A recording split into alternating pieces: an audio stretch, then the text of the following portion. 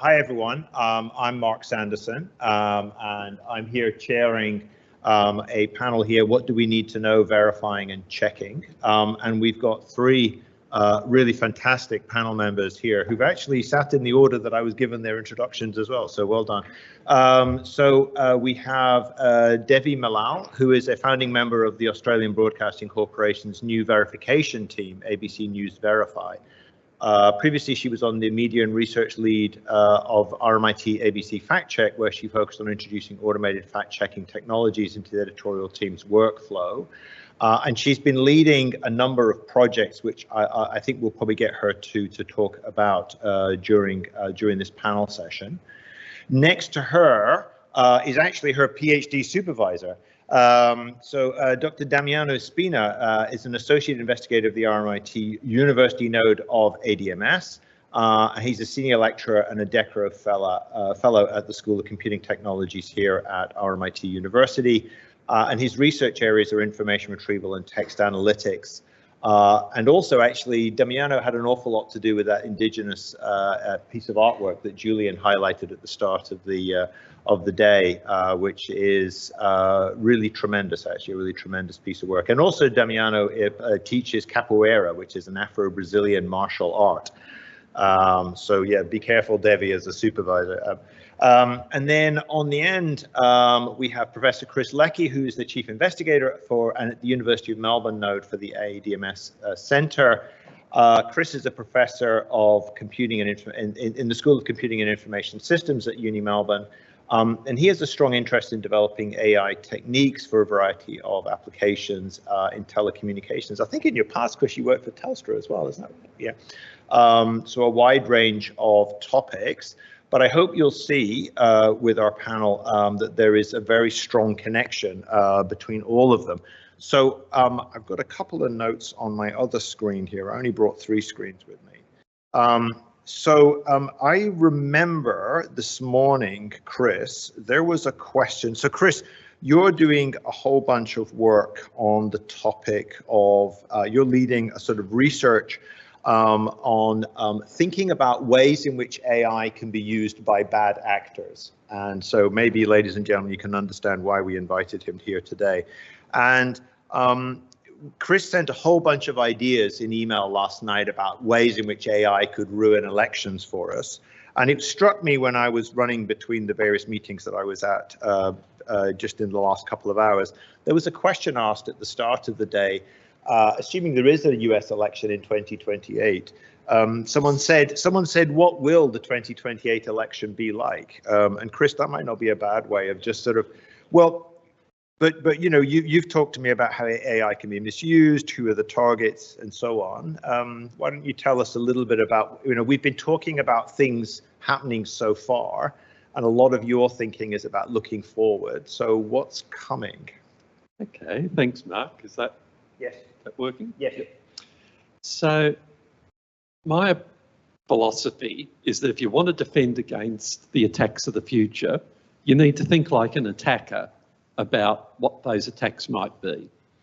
So let's take ourselves forward to, I won't say how far into the future, about a future election. And I've got to decide who I'm going to vote for. I've got an interest in voting for the Banana Party. They're a new party, they've split from the bunch, and they seem like good independents. So I've mentioned on Twitter or X or one of those things that they're who I'm thinking of following. And suddenly I receive a message from a friend of mine that contains a video. And I look at the video and it's actually an ABC News item. You know, it's from one of the well-respected news presenters. It's been snipped out of one of the news bulletins, and they show a story where the head of the Banana Party has been seen walking down the street talking to a well-known criminal and accepting an expensive watch as a gift. And they've been able to overhear them. So I figured, well, you know, it's from the ABC, so it must be true. I thought I'll check the party website. So I look at the Banana Party's website, and there is the main site. I tried to access the main site, but it wasn't working. I couldn't get onto it. So, but another site came up that the name looks right. So I clicked on that, and sure enough, they had a statement by the head of the Banana Party giving a pretty wishy-washy explanation as to why he'd accepted the watch. So I found it was a pretty unconvincing defence. I started to look around, and I looked at a few discussion forums, like in Reddit and different discussion groups. And I started interacting with some other people in one of these forums that shared my concerns. A couple of them, we started chatting on Zoom about what we'd seen. And they actually ended up convincing me that the Koala Party is a better party to be going for. So, in fact, they actually lined up a video call for me with the leader of the Koala Party. And we had a chat. She seemed really in touch with what my concerns were. She had a lovely Dalmatian. And I decided I'm going to sign up with them. So I went to their website, registered, even made a campaign donation. A couple of weeks later, I noticed there's been a strange transaction on my bank account. And I look at it, and I thought I was only signing up for a $20 donation. It was actually a $2,000 donation went in. I thought, hang on. So I contacted the Koala Party, and they said, no, you agreed to 2,000. Look, here's the video where we discussed it. And I looked and I thought, oh yeah, I did say 2,000 in that video, didn't I? Gosh, I'm getting old. I must have forgotten that I said that. I better pay up. So obviously, in all of that, everything was a fake. No one was real except for me, and even that's questionable. So recently I was in Tokyo on a sabbatical at the National Institute of Informatics in a lab that specialises in deep fakes, how they can be generated, how they can be detected and prevented. And they're looking at what's possible in terms of 3D video of 3D situations, realistic background, moving scenery, planting whatever face you want on whatever actor going through the scene, and holding the conversation that you control. The disablement of the website using DDoS, a phishing website, which I'm attracted to, and then the deepfake there. It could be a multimodal deepfake where it's combining text and video, or speech and video. There might be text-based where you've got a forum, sort of a customised echo chamber that's been of different personalities that are all targeting my specific interest. And ultimately the financial fraud. So that was my sort of starting scenario. I'll hand over there. Yeah, great. I'm glad we're not putting you on at the end, because I wouldn't be able to sleep tonight. But I mean, so let me just ask you one follow-up question, and I'll go to Devi and to Damiano as well. So you're basically saying your job, or what you're taking time to do, is to think about the very worst. Presumably, you're also then talking to organisations to warn them about this. Is that right? So, I mean, 5 or 6 years ago, I was trying to tell politicians and people about what would be possible, and they all go, "Oh yeah, that could happen. Yeah, no, thanks for that. Don't you call us, we'll call you." I find if you put a demo in front of people and show them, look, this is what's possible now, and the bad guys you know, as was mentioned earlier, the Russians have got their own groups innovating with this. They've got a better business case for it than I have. And so I believe that we have to try and prototype some of these attacks or scenarios. Think about a use case where it could be applied, mock it up, see how compelling it is. Does it make sense or not? And if it is compelling, what can the defences be? What can we be putting in place to respond to to detect the attacks, to provide feedback to people, and to try and hopefully circumvent, nip it in the bud if these sorts of things start to show up? Wonderful. Let me, Devi, let me turn to you, because I guess, colleagues, what we'll do is, so I'm actually a computer scientist, and normally what happens in panels in computer science is each of the panel members has got like 30 or 40 PowerPoint slides that they want to show you. They take you through this, and then there's no time for questions, and that's it, panel done. So the chair has a very easy job, but here I've actually got to lead a conversation, so let's see how we do. Devi, you're, as I mentioned in the introduction, you were working for RMIT ABC Fact Check. I think that part of the ABC has stopped, and it's now ABC Verified. But I think in a way, one of the reasons for the switch is actually in part some of the things that Chris has been talking about, in the sense that it's no longer about individual facts, it's about something bigger. Is that right? That contributed towards the fact check per se being suspended or disbanded, but I do think it's so. I'll just explain a little bit about what fact check's remit was, and then what Verify's remit is, and that might sort of make it clear a little bit. So fact check was set up originally in 2013, and it became a collaboration with RMIT University in 2017, and it ran until about 6 months ago. And its remit was really to check the veracity of claims made by politicians and people in the public arena. And so we went through 3, I think, election cycles, fact-checking politicians' claims. We had a promise tracker, and we also ran a few quite bespoke automated fact-checking sprints prior to elections.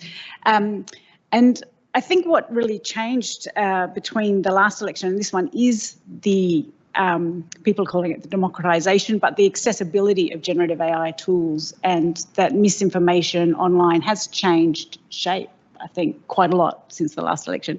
So at the beginning of the year, the ABC decided to divest in fact-checking and invest in verification.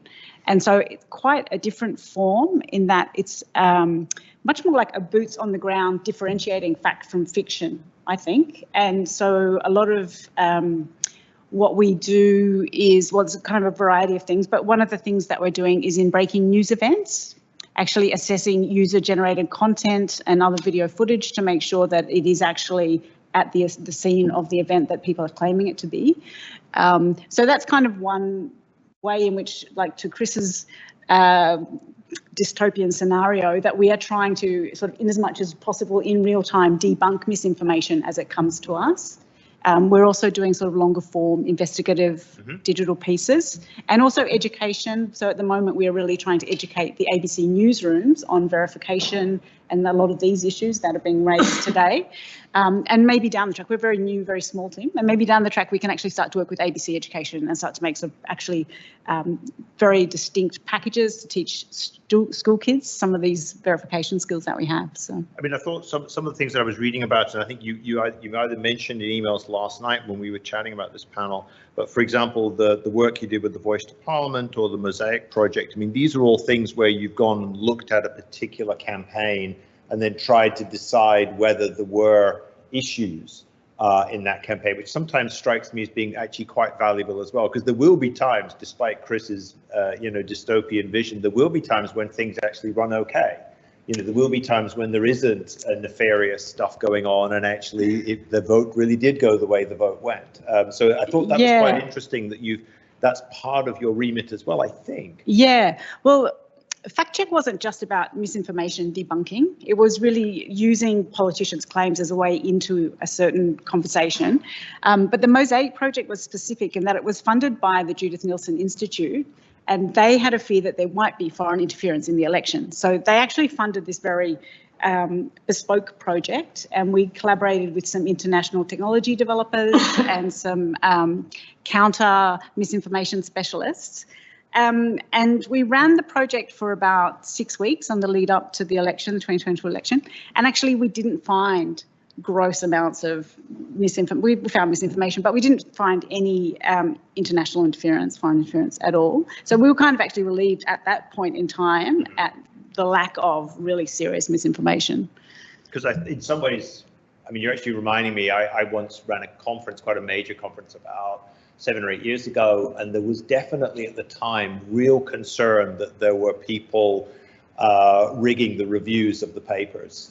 There was a real concern of, you know, friends of friends reviewing each other. And so we sat someone down who was convinced that this was the case. And we said, all right, you spend a day and just look at the data, just go and take a look. I reckon one paper was probably, you know, at risk out of several hundred. So good that we found that one paper, but it was actually really good to know the level, because without those numbers, you can get very worried about these things as well. So, all right, Damiano, you've been very patient. If we're talking about verification here, one of the things that I think you spent a lot of time working with the fact check people was in questions of if there is information to present to individuals about a certain kind of truth, it's critical to think about how you present that information. Is that right? Yes. Well, Devi mentioned that RMIT ABC fact check started in 2017. I started my DECRA, actually I applied for my DECRA. During the application, I went to visit them because Julian said, well, if you look at, my DECRA was about fair and transparent conversational assistance. Some experts on how to communicate that have good ways of effective communication strategies to communicate veracity of information are downstairs here in RMIT. So I went and I started a collaboration with Devi. That is 5 years ago. So time goes very quickly, and we continue working together. But yeah, so, and Chris mentioned about every time we think about AI, the first thing we think is like the bad use or misuse of AI to generate misinformation. And now, yeah, if you are fighting against misinformation, so the question that I looked at is how can we incorporate or assist experts in the process of verifying misinformation with automated tools, including AI.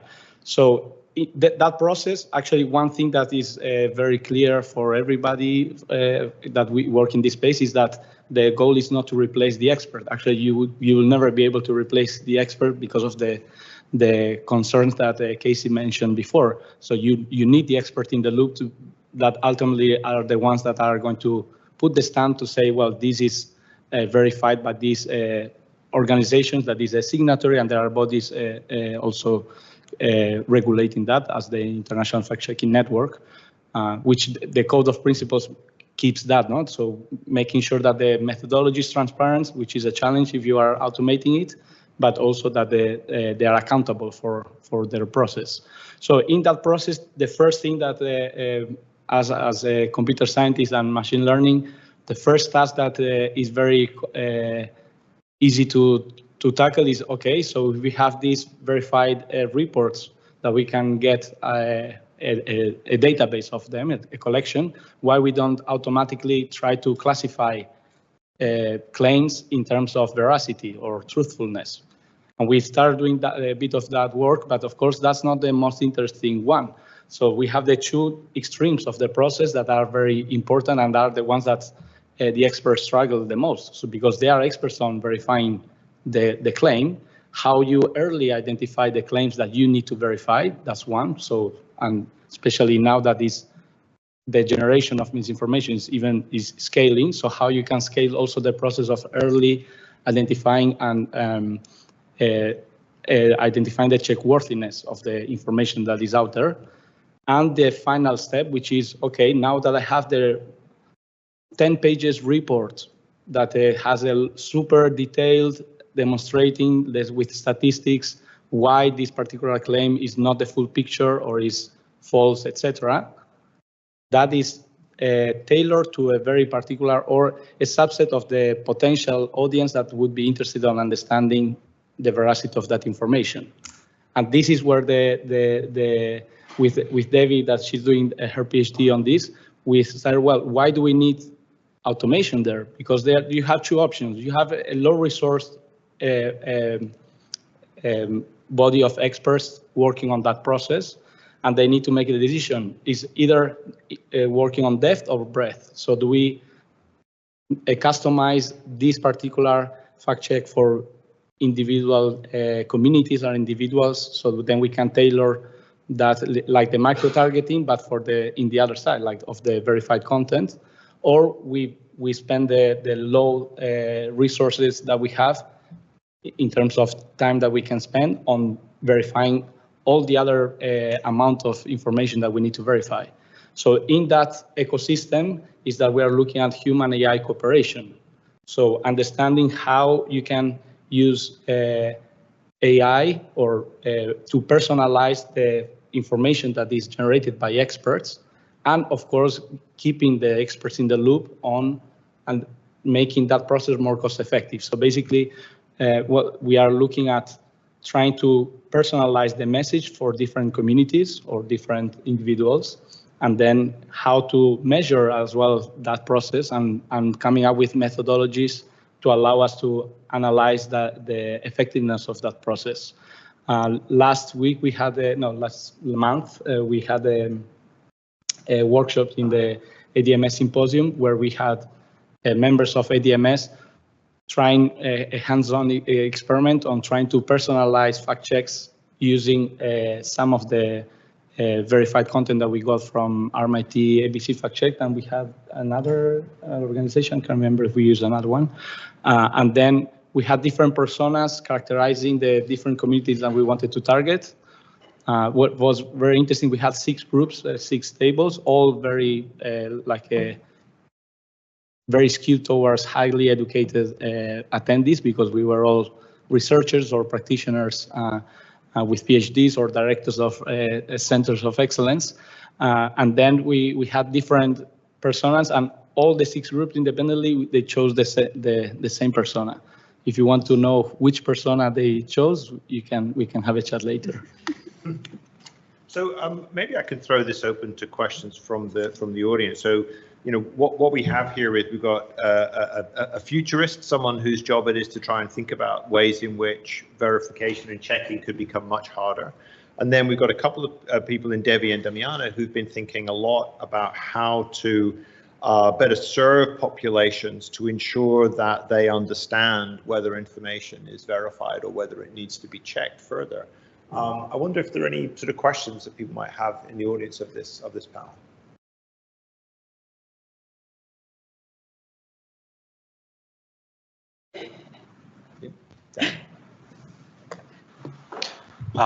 Yeah, thank you all. Maybe this is a question more directed towards you, Chris. In generating the hypotheses for some of these scenarios you're talking about, how are you guided beyond your own wicked imagination behind how threat actors and such might act? Do you think that, you know, particularly now with new AI technologies as well, we're going to see more ways in which we could hypothesize around future activities? Like how is the field perhaps and yourself being guided in terms of dreaming up these scenarios? So part of it is just keeping an eye out and listening to like the sorts of presentations we heard this morning about reports coming back from different agencies about what's possible or what might be happening. They tend to be fairly heavily filtered. What I'm trying to work towards is by creating what I call a generative AI test range, where we can test out some of these ideas, create a trusted community for sharing information.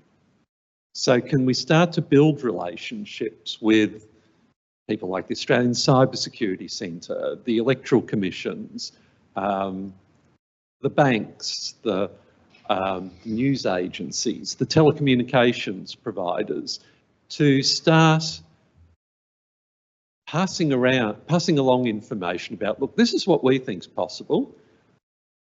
But if we put it in front of people, they can say, yeah, that won't work for this reason, but this could happen. So that's where I'm trying to get to, is to build up that sort of community. Just to follow on that, do you get a sense as to, because you've been doing this for a little while, do you get any sense as to whether your predictions are correct? Like you saw what we were told about, say, what had happened in the American election just recently, or a series of elections, so the Vladimir Putin deepfake or what have you. Is most of this coming out in the way that you expected, or is it going in directions you weren't expecting? I'm curious. So back in about, it was during COVID, the start of COVID, it must have been 2020. 3 universities, Melbourne Uni, University of Adelaide and UNSW Canberra, were contracted by the government to do a report on mass influence campaigns. And we did different case studies. The Melbourne Uni was looking at the Internet Research Agency in St. Petersburg that was trying to do an influence campaign. And so we'd find as much as we could about what was the botnet that they were using, how would they doing the automatic generation of messages. A lot of it was very manual. But then that's when I started to get interested. It's just to me, it's just a natural process of saying, well, how is it being done at the moment? Because none of these things are really new. All these types of fraud or misinformation or influence, they're all old patterns that could go back decades. It's more about what happens if we systematically apply the emerging technologies to help automate but either the generation of these threats or our responses to these threats. And sometimes they find out there's some areas where I don't think it has had much of an impact. I was thinking in terms of traditional cybersecurity. At the moment, there doesn't seem to be a lot of AI-enabled botnets for infecting networks. I think they're using more traditional tools from what I can see. But in terms of these sorts of more social engineering attacks, that's where it does seem to be growing. And Devi, maybe I could ask you, when you're in these projects, so you've done the Mosaic project, Voice to Parliament, Queensland elections, you've got this other project, the Hidden Voter project. Are these informed by, do you have a version of Chris in your team kind of imagining stuff? Because I mean, when you say you're looking for things, where do you get the ideas for the things to look for? So with the 2 automated fact-checking projects, which is the Mosaic project and the Voice to Parliament project, so this is where we've deployed automated media monitoring, claim hunting, detection, debunking tools. We're kind of going out broad, but we always have a list of candidates that we're watching and possible narratives that we're watching. So, for example, you could say some people trying to spread the line that bushfires are caused by arsonists, obvious example. So, you plug that in and you could monitor known narratives. So we're kind of not really in the business of dystopian projection too much. If possible, we're trying to base it on what we know, what a certain realm of likelihoods. And the project that we're kind of piloting at the moment, I can't talk too much about because we don't know whether we're going to go forward with it, but it is really looking at trying to find ways to identify micro-targeting in a way, which is a really interesting kind of area that we haven't managed to get into in great detail. So we don't know what we're looking for, but we know that it happens. So I guess that's sort of what drives us. Yeah. Micro-targeting, actually, forgive me, because someone mentioned that this morning. Yeah. And then I disappeared for a couple of hours, so maybe we dealt with. So it's also how certain demographics of people are going to be targeted with political advertising to nudge them in a certain direction. Specifically that kind of advertising through, say, social media then. Yeah. Right. Okay.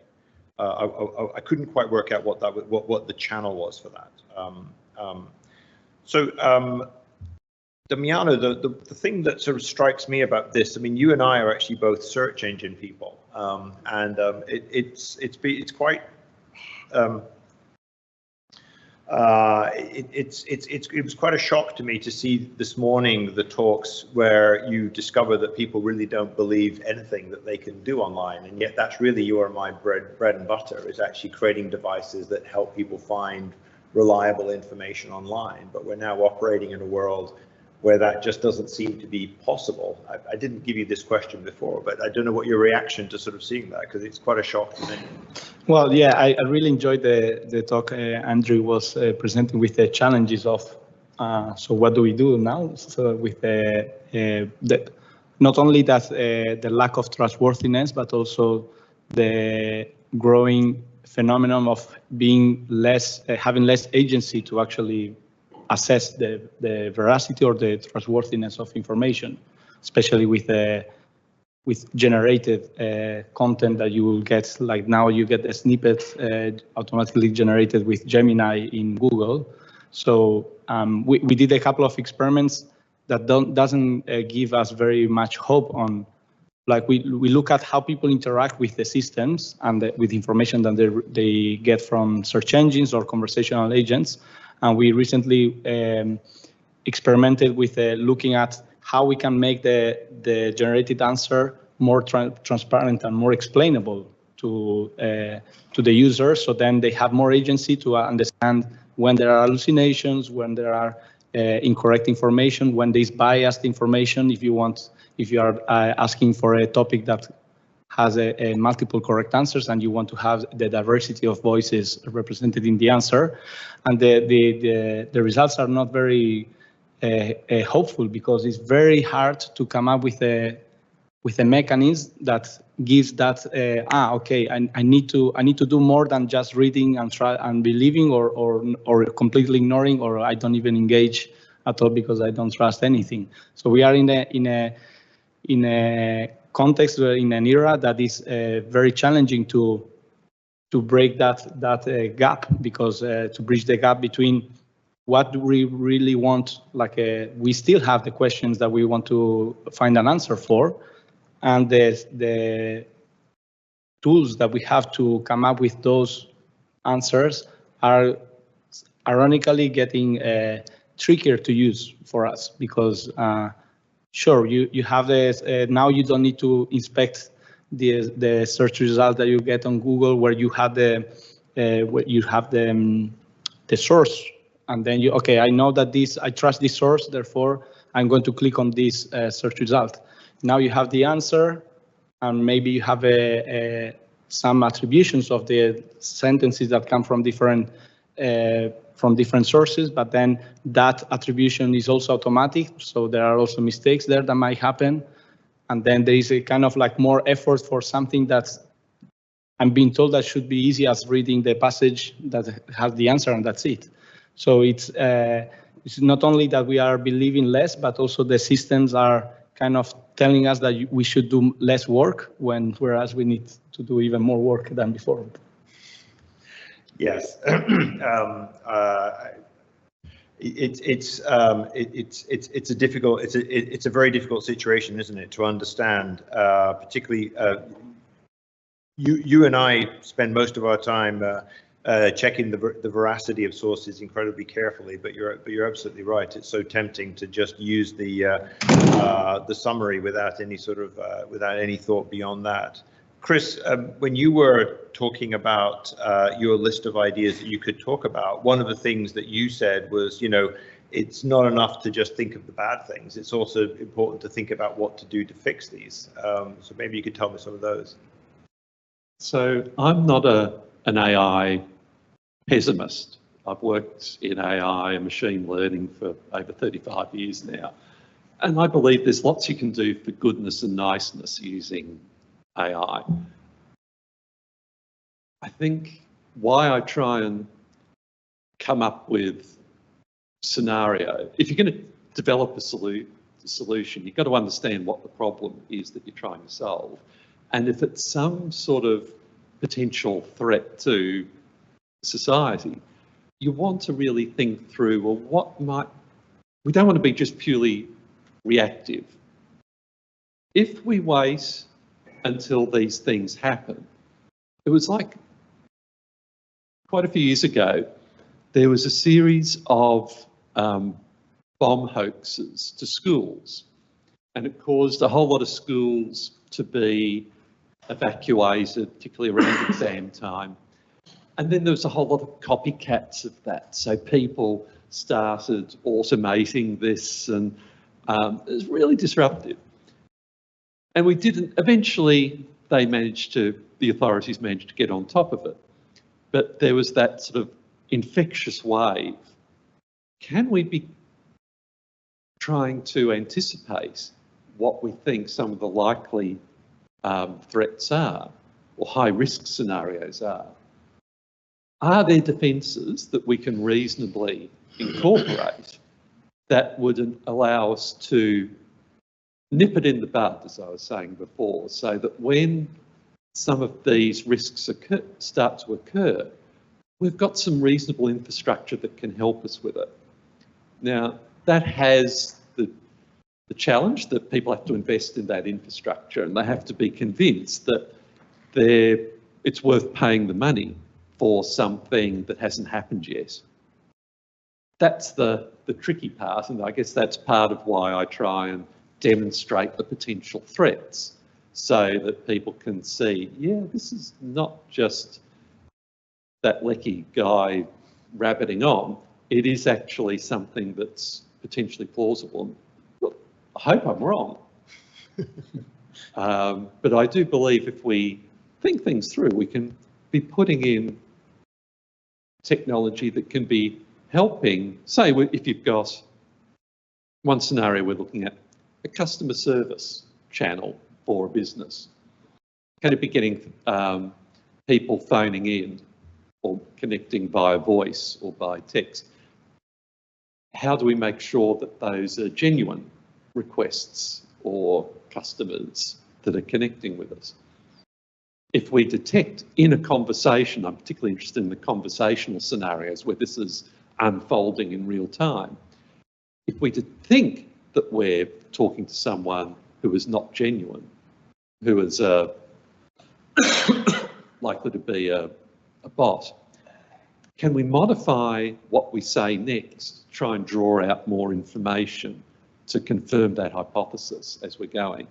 Can we be coming up with the right sort of explanation that can be provided to the customer service representative about what question to ask next, why we think, what's the likelihood we think we're talking to a bot, why do we think we're talking to a bot? So these are all fairly natural extensions to a customer help desk. We used to build AI systems for customer help desks in the past. So I don't think the technology would be wasted if we put it in the right context, even if the exact threat we were looking for didn't appear. Thank you. There was actually a question up there, so yeah, please. Thanks.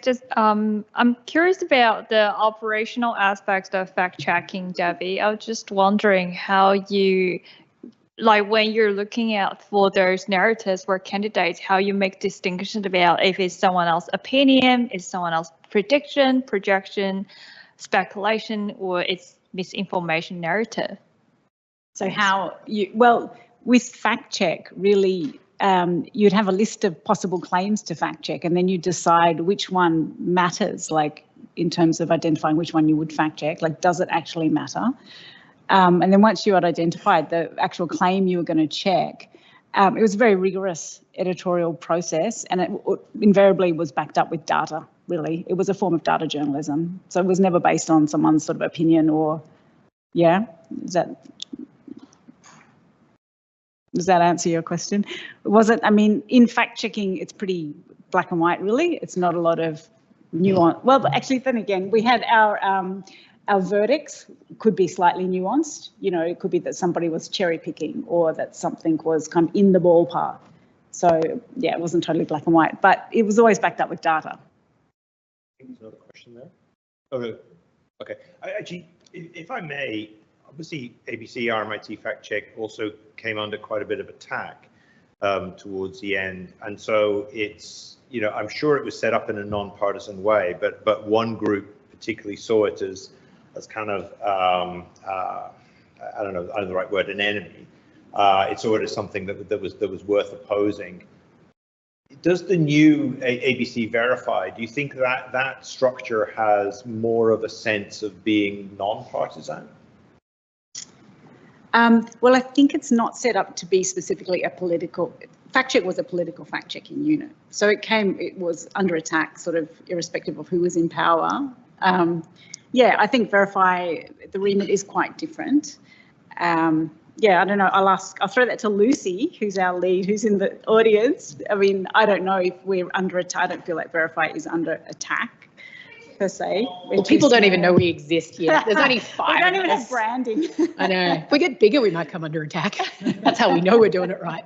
I mean, I was very struck at the start, actually, with the first presentation today talking about the US election. You know, and it started with TikTok videos on supporting Kamala Harris being automatically generated. It really struck me that it was everybody, everyone should be concerned about this. It wasn't just one side. It really wasn't just one side. Yeah. And so it was elections that were under attack, not any particular sort of political side. So I guess I was just thinking about that, because the fact checking somehow ended up, I'm sure it was absolutely not the intention. It was a moving target, definitely. Yes. Yeah. It was certainly Damiano, there was one thing that you were telling me about. Were there any other questions? Yes, go for it. Just following on Fang's question about fact checking, thinking about my observation on the Taiwanese experience, how I just wonder what you will do or have done to speed up fact checking using technologies. Oh, I'm glad you asked that. With so much misinformation going on. Yeah. And manually doing it is just too slow. And whether you have, apart from AI and the bot tools, have you ever explored using blockchain technologies for fact checking? No, not per se. No, I wouldn't even know how that could assist the fact checking process. So I'd love you could explain it to me afterwards.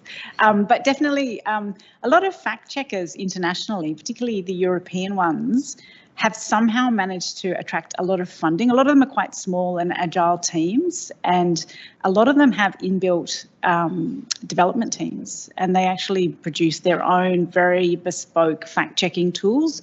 So media monitoring is like one of the most time-consuming components of the process, right? So rather than have to read Hansard and read all the newspapers and you can actually set it up so that it's monitoring it overnight. And then they've been trained to detect things that look like claims and then to sort them according to what kind of claim, or you can sort them according to claimant.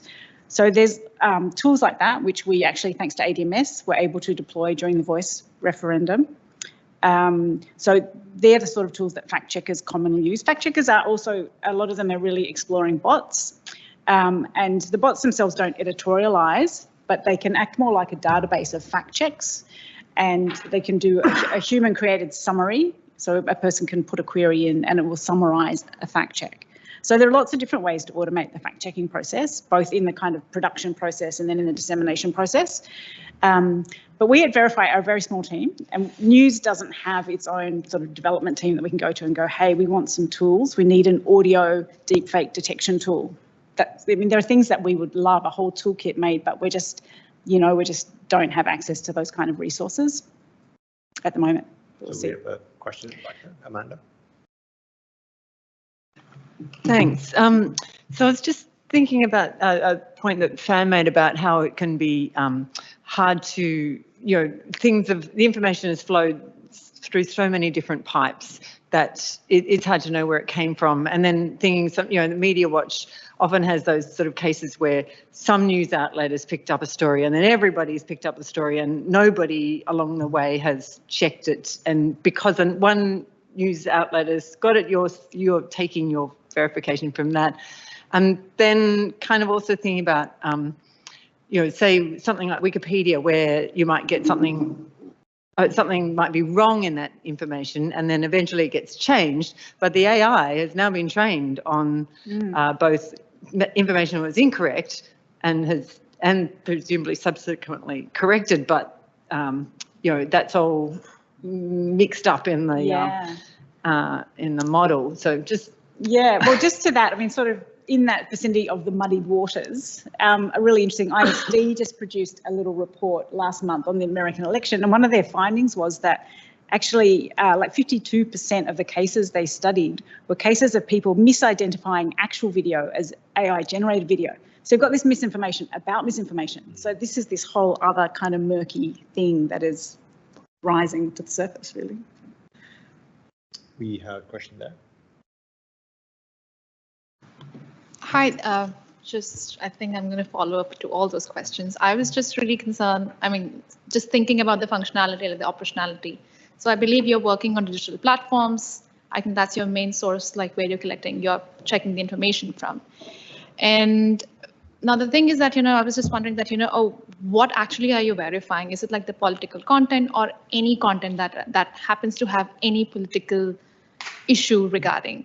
And B, it's like, and then once you verify and check, you find something, it's wrong. But how do you determine if it's harmful? Because I think like the two of you are more into like, I feel that my feeling is that you are more into political content, but Chris over there is more about one-on-one conversation that happens between company and its consumer. So these are two kinds of conversation. I was thinking like, okay, whereas if someone has to train an AI, or let's say even set up human, where a company needs to like train its people, it has to focus on certain kind of conversation. It's like, find if someone is having a fake voice, find someone having a fake number and email ID and etc. But in your case, it seems like it's like a broad range of information that you'd be seeing. But then, not everything is harmful. Yes, there might be a lot of untrue things, but not a lot of would be harmful. Yeah, and obviously we can't.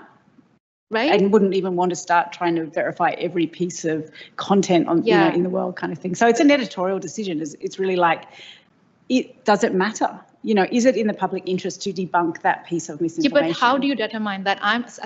My concern is as a lawyer, because I'm like, you were literally hampering someone's freedom of information, freedom of speech, and then can they do something about it if you have found someone wrong, like it's misinformation? I'm like, so what? Well, the sort of things, I'll just give you some examples of the kinds of things that we verify. So with the Bondi Junction stabbing earlier this year, there was an early report that misidentified the attacker, right? And so we've got this great team of OSINT detectives. So they get online, they just, it's Sunday, one of them's at the theatre with his kid. He's like, no, right, this is really important that we actually don't let the wrong person be misidentified in this situation. They go into work and they get online, and because there is just such an outrageous amount of information about everyone online, they're able to actually realise that the person that's been initially identified is not the person there. And so that has a great public interest, and particularly for the person who's misidentified. So that's just like a small example of a breaking news kind of event where misinformation could really do harm. So those decisions are made. Nothing's published unless somebody, or there's actually a whole chain of people that go, yeah, okay, that's important and that needs to be checked. It's not just kind of, it's got to be important. Yes, please. I have a question about what's a topic that's been noticeably missing today from today's program, and that has to do with holding the digital platform companies more accountable to, well, I've heard one reference to the FCC Section 230, but to holding the platforms themselves, and arguably it would be the US platforms and the deep cuts to the trust and safety teams at platforms like X and others, Facebook, others.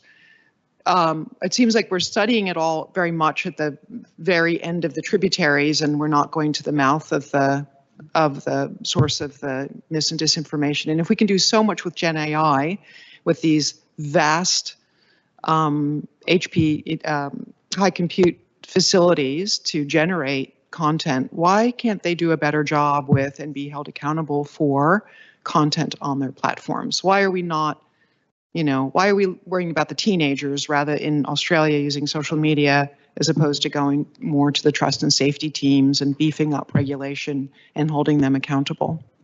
And I'm open to whatever my fellow US colleagues would say about that as well.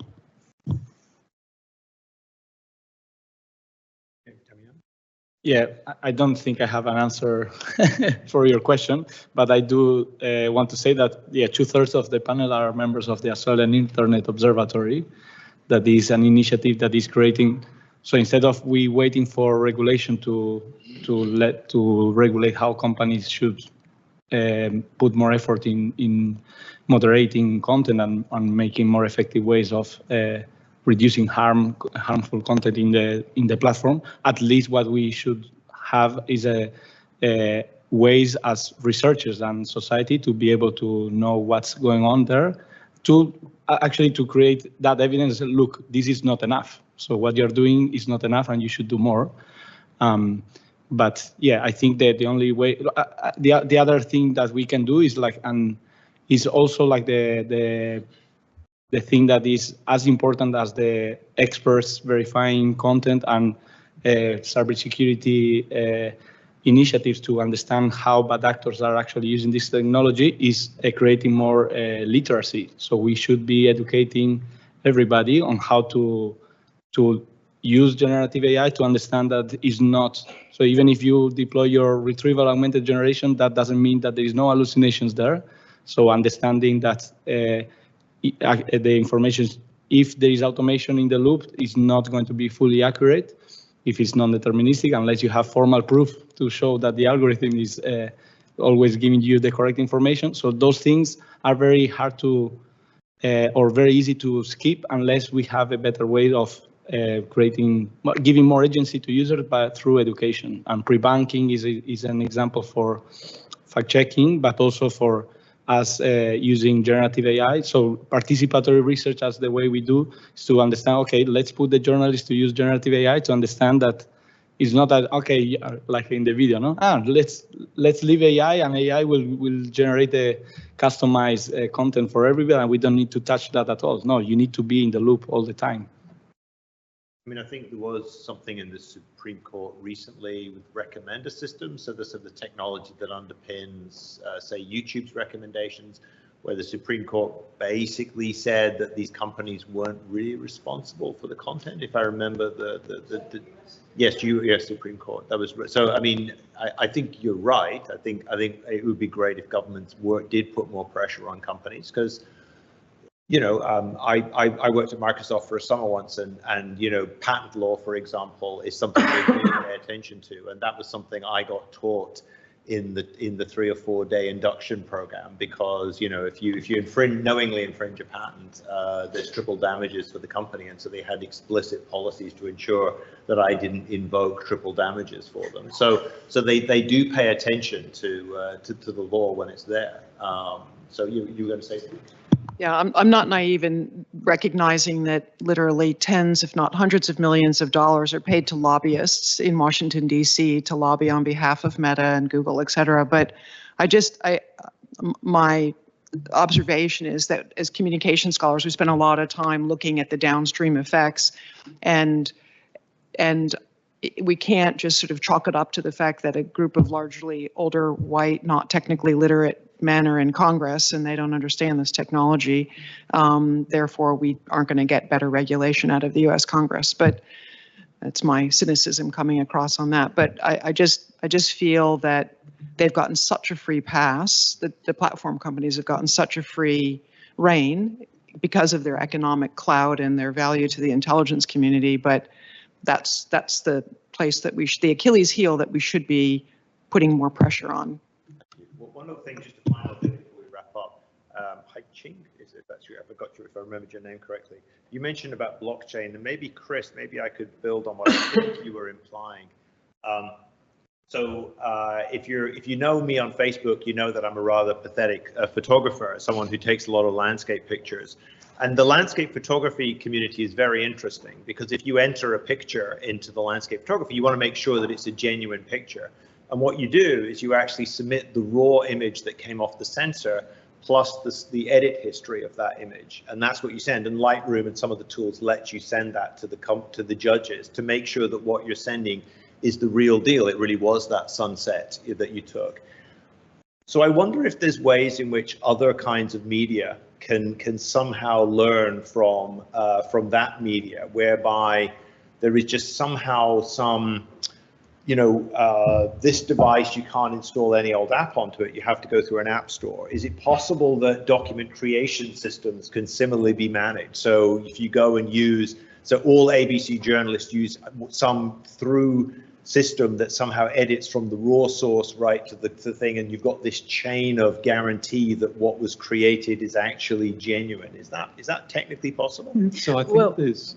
Oh. Sorry, no, I was going to say, just on the other side, no, but I was going to say what we do have to do, if we publish anything that's made by AI, we have to actually water stamp it as such. And I think there's a lot of emphasis, coming from a few months back, earlier this year, when the Biden administration required that there be better standards or watermarking integrated into content creation, particularly from generative AI models. I think the challenge at the moment is exactly how to do that.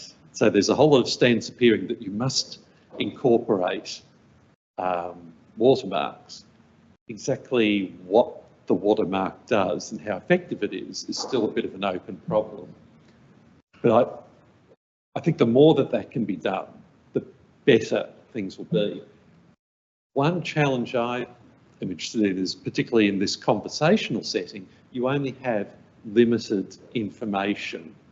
So the watermark works well when you've got a big file and it can be hidden effectively. There are watermarking techniques if you've got a document, a text-based document, as long as it's long enough. You can get reasonable tools, although there's paraphrasing tools that can wipe out the watermarks in it. But if you've got a conversation where you're just getting reasonably short utterances, watermarking that is a lot harder, although the speech synthesis might be able to be watermarked. So I think whatever we come up with, it's going to have to be a combination of a lot of these different techniques. And I think those getting better facilities in the content creation tools will definitely be part of that. Thank you. Okay, so we'll finish off there, but God bless the gentleman who waved his paper notebook at me, just to sort of talk about the original documentation. So, of course, there's technology and it's been around for a little while. Why don't we finish off there? And so could you please thank us?